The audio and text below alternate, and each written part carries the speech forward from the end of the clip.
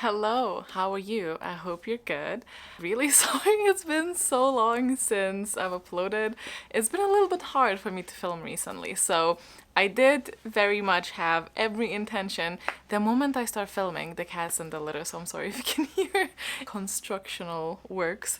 I had every intention to release the stats for our spring Equinox Readathon as soon as they're available, but here we are, the definitely second half of May. Hope you're still excited to see a little bit of our statistics. We did decide to not run Guild Wars this time around. We might bring it back in like a different format later on. I'm not quite sure, I'm not 100% sure. However, we have had a different goal for us all together to reach and reap the reward, and that was to beat the last year's overall statistics. We're comparing April to April because obviously August is a whole different ball game. So let's see if we did that. So in this video I'm gonna be going through a couple of like just key numbers, key statistics, just because it's fun, and if you're nosy like I am, it's always really exciting to see. I do have to thank two people who actually gone and done these statistics on their own, and then I just came in being like, can I please use it because I don't have it in me to run these this time, and they politely said yes, so thank you very much. One is this, which I don't know how to pronounce, and the other one is my lovely Patreon Sam, so thank you both so very much. Because you saved me a good, evening of just sitting there and working stuff out. I did have to correct one thing just because I've noticed an error in an entry which like upped up like a lot of the numbers, so I did have to adjust the main number, but the rest of it should be fine. So what I'm gonna do today is I'm gonna start with the stats because I think that's what majority of you are probably here for, so I don't want to do that cheeky thing where I put it in the back so you have to like watch the whole video. Like if you don't want to, that's fine, and then if you do want to hear my thoughts on the books that I did finish during the readathon, I will be talking about them in the second half of this video. I normally don't do a wrap-up because I normally just vlog it, and I did. However, if you've seen my previous vlog, it is very much just for shits and giggles, and the actual information is very much lost. So I thought that would be suitable. So let's get to the numbers.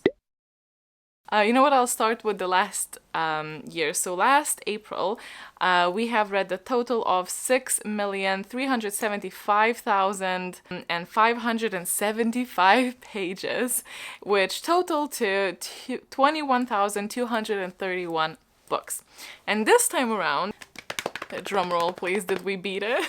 We have read 6,987,667 pages, and that was via reading 21,735 books, which is 504 books more than last year.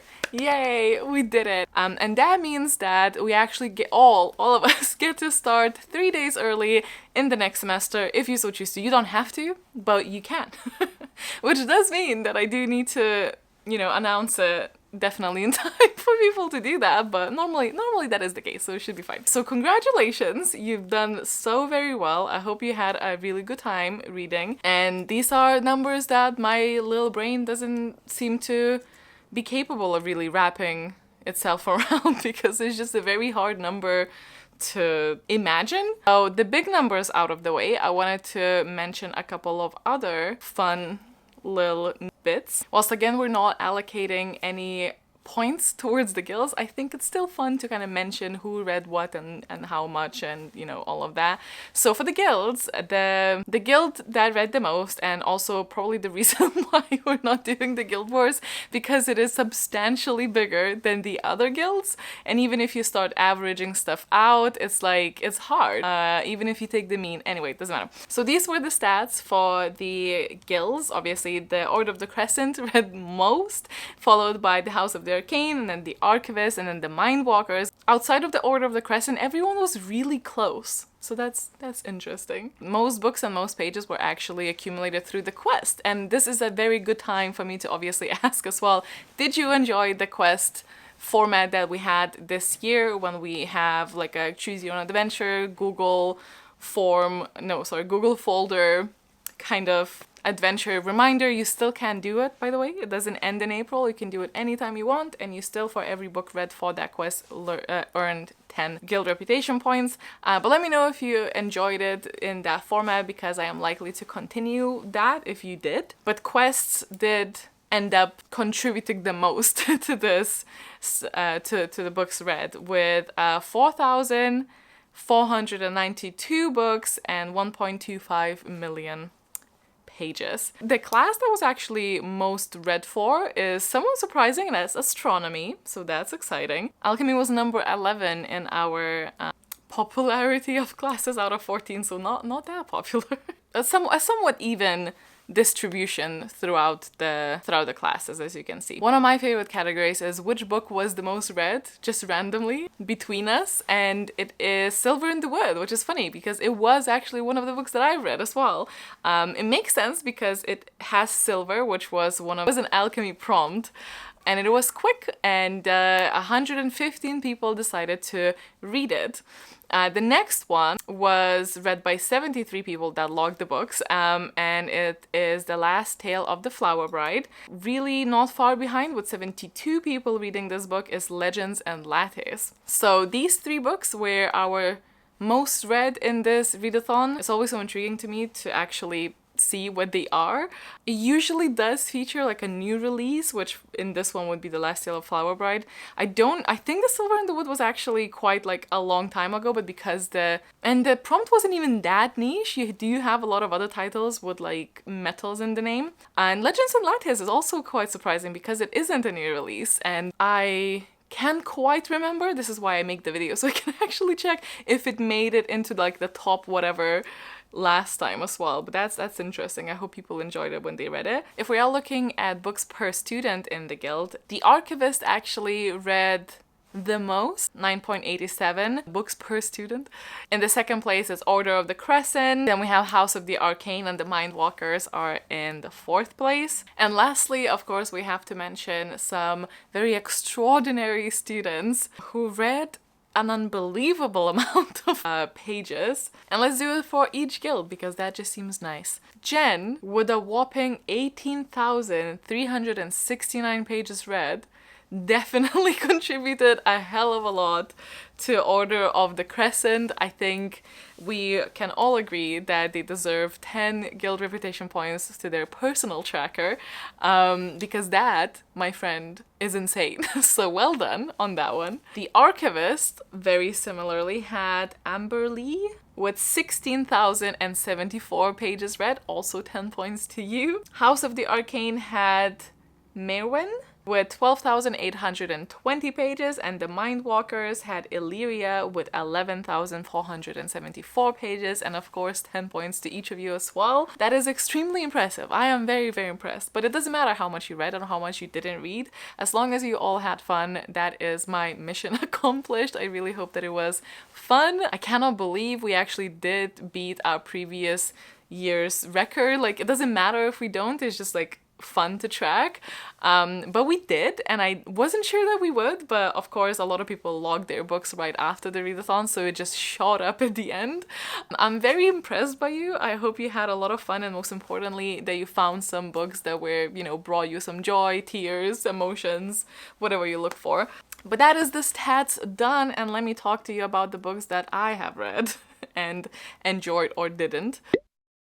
I started the readathon with Hex. This is quite a short book, and it follows the main character that is in a cellar in Edinburgh, and they are due to be hanged the next day. They're visited by a mysterious visitor. I'm not gonna say anything. They spend the night talking and sharing emotions, let's say. That's all I'm gonna say about this. So it's very witchy, it's very... Oh yeah, I didn't even say it's because the main character is accused of being a witch. So it is very witchy, it's very like female rage, it's very sad, it's a very depressing read as well. However, I didn't particularly mesh with the writing style. I did think that it was quite draggy in places. It was over the top in a sense that made me quite tired fairly early on, even though it is a short book. So I did struggle a little bit with that. So the writing and the plot and the intrigue were the lowest points in my compile, with the highest one being in atmosphere. It is a very atmospheric read, but boy, I just got really tired and this shouldn't have taken me that long, and it felt like it was just never ending. And I feel so bad because the themes obviously discussed were really impressive and very important, but so I was kind of in two minds, and it did come out as 3 stars because I do appreciate what it was trying to do, and it did. I'm not saying that it didn't do it. I think it did. It's just for me, the writing style was not what I like. It hindered the story to me, but I appreciate what it is there for, and I think it does what it's supposed to do well. It was just not the best time for me. It came literally to 5 out of 10, so a smack in the middle, 3 star. The next book, however, was Silver and Wood, which I don't have physically, it's on my Kindle. And this was so heartwarming. It follows 2 main characters. One is a newcomer to this town who comes here to learn about ancient lore, and the other one is a guy that lives in the woods and everyone's kind of afraid of him. They don't really understand him. He's been here for a very long time, and it's kind of like almost like a local legend, but not really in a sense that like heroic, more in a sense that the kids will be teased and they don't want to like go in the woods after dark or something like that.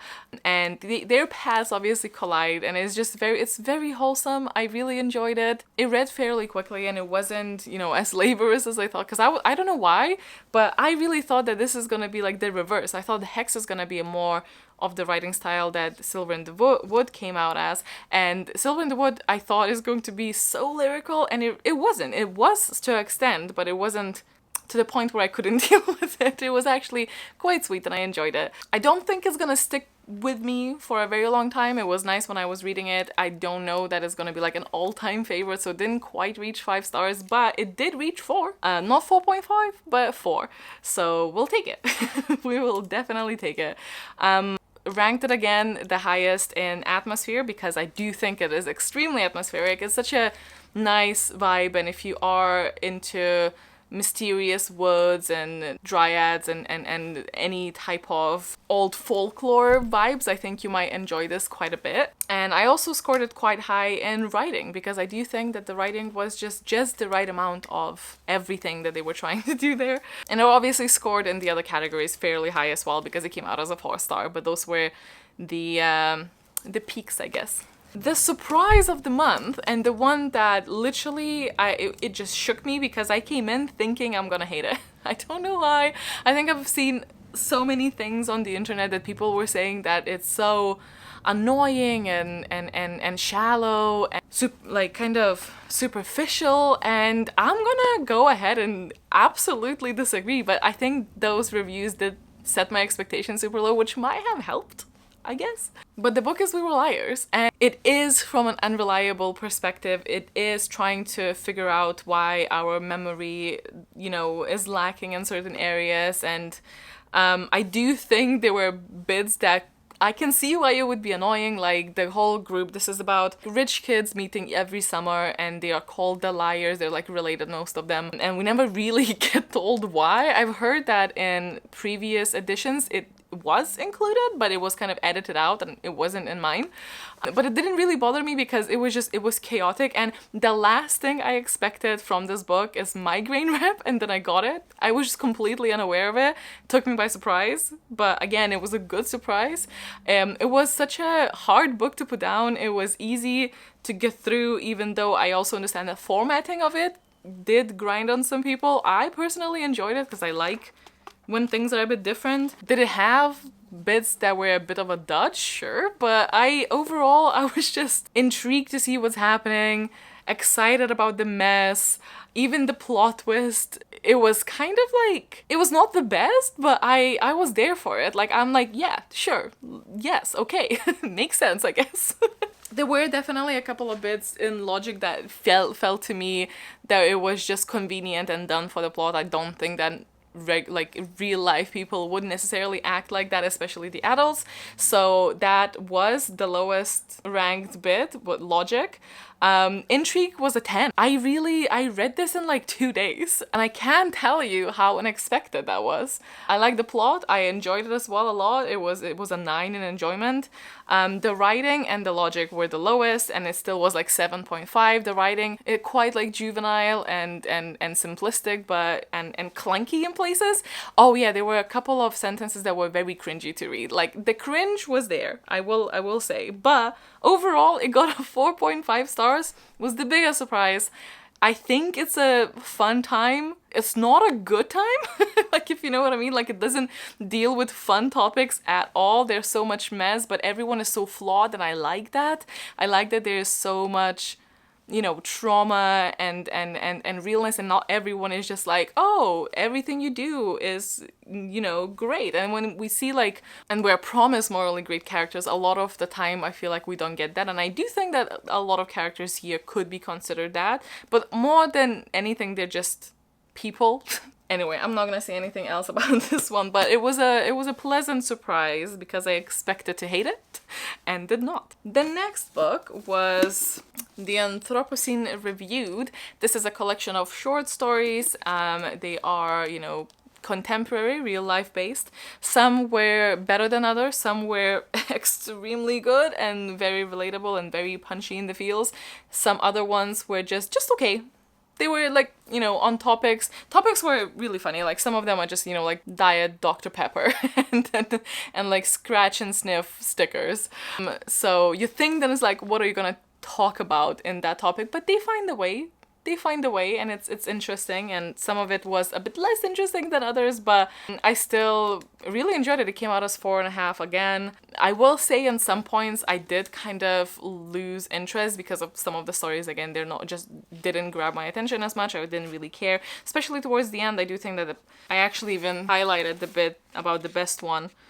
To me, this will really depend person by person, but it was about viral meningitis, and it was like health stuff, and it was very well said.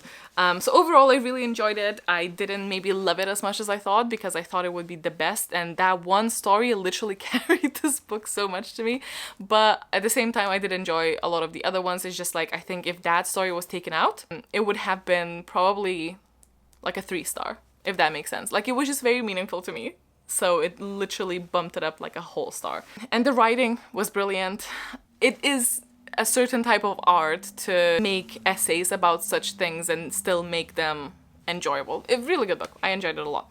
But again, not quite 5-star. The next one was one that I really did not know much about at all, and that was Squire. This is a graphic novel. It is based on, what did I say it was based on? Oh, I think it is an alternate history kind of attempt for Middle Eastern countries, and it definitely tackles xenophobia, racism, sexism, all the important topics through the eyes of a very ambitious, lower class, because it's a class system here, girl who wants to be a soldier, to become a hero, to get a name for her family, to help out, and enrolls in this army thing that obviously turns out to be all sorts of shambles and lies and deception. It was so good. I really, like, I flew through it. I've not had intrigue so high for a graphic novel in a very long time, and honestly, it kind of low-key re-inspired me to read things graphically, because I was really losing my touch with it and not having a lot of hope with it.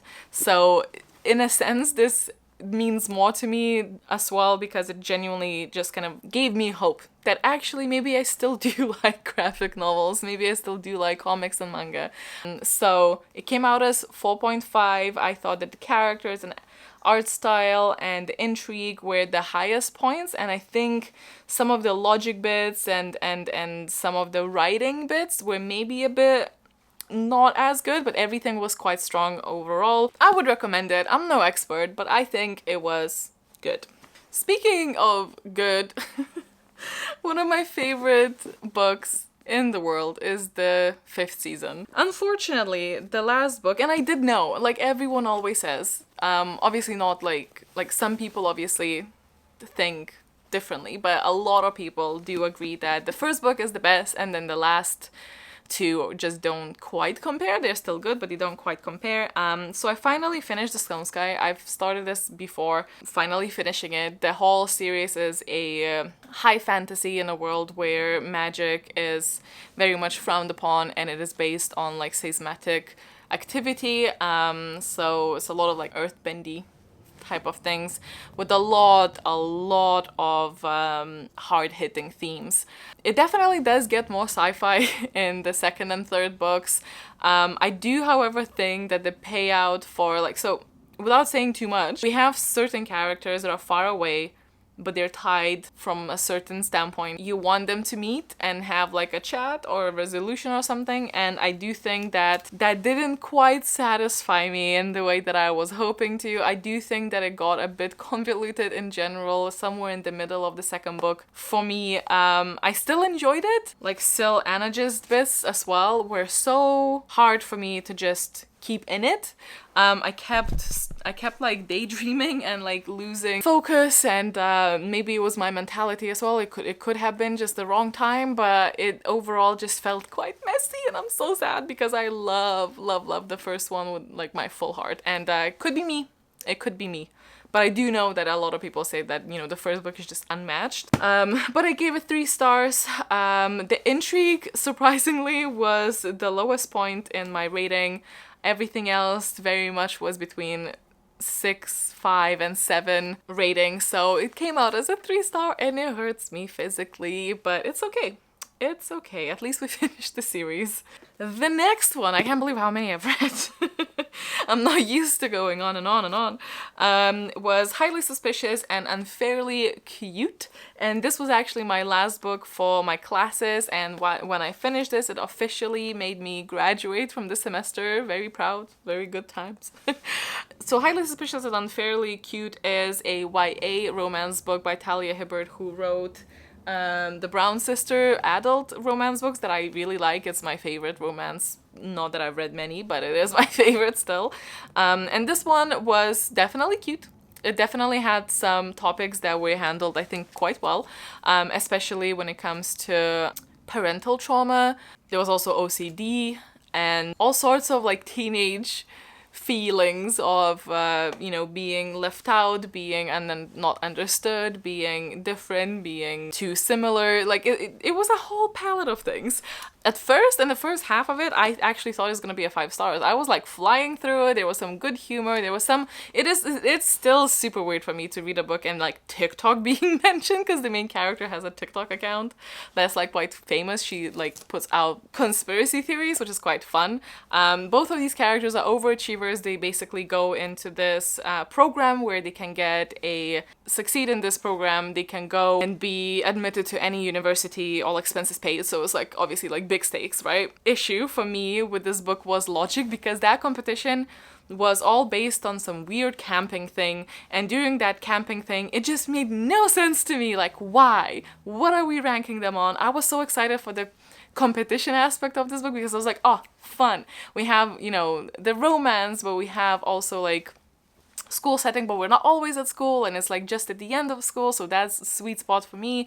We have a competition of like minds, and I was like, yes, this is what I live for. But the competition was so random, and it made 0 sense. Like, it made 0 sense, and I know that that was not the point, but because the plot was so focused around that, it actually it bothered me. It bothered me quite a bit. I do think that, you know, a lot of the themes were done really well in this book, and it was fun, and it was heart-wrenching in points, and it was a good time. But overall, at the end, it kind of fell flat a little bit, because it just didn't quite make sense. Some of the character stuff that they did also was just a bit like, okay, you know? So overall, still came out as a 4-star, but didn't quite make the 5-star cut. Yeah, the lowest point was definitely the logic of it all. The highest was the intrigue, because I did really quite flew through this. I read it physically as well. The audiobook is great, but I just wanted to eat it with my eyes. Also, you have like some fun bits like, you know, text, graphics and stuff like that, like this, which is fun. I would still very much recommend it if you want like a lighter read, and if the topics mentioned sound good to you. And with that, I have finished all the classes, and then I read 2 things actually, I forgot.